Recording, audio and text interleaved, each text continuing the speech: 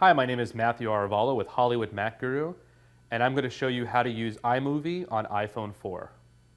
To do this, you're going to need an iPhone 4. I'm going to turn it on here.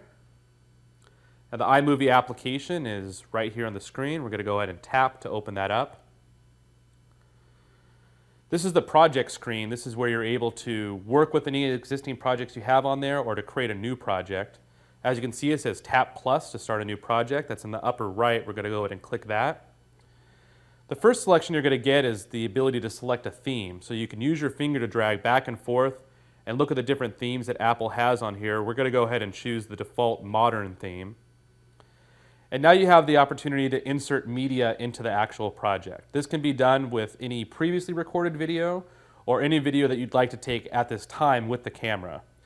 I'm going to go ahead and add some video that I've already previously recorded on the iPhone 4. The one icon here on the left is to be able to choose that. On the right is to record new video. I'm going to go ahead and tap on that icon here. And here's a list of all the videos that I've recorded on the iPhone 4 previously. I'm going to select this one right here. And then it goes ahead and adds it to the timeline. Now you can scrub with your finger back and forth to preview the video and get an idea of what it was you recorded. You can also use the play button in the upper right hand corner to play back the video from any point that you've scrubbed to. Tap on the screen again to stop. If you double tap on that clip or any clip that you've added in the timeline, you get your clip settings.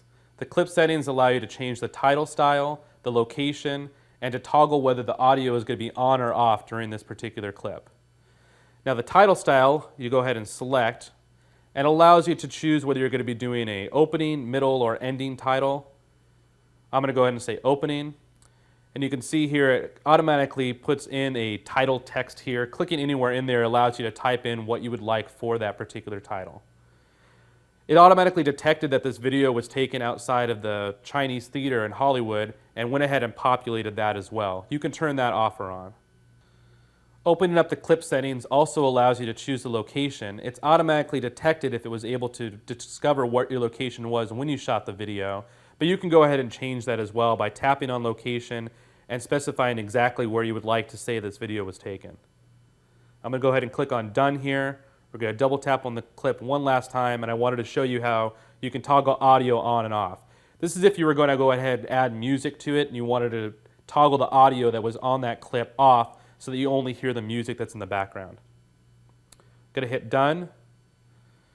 Now one of the other things you can do is if you add additional media into the timeline, you can manipulate the transitions that go in between those clips.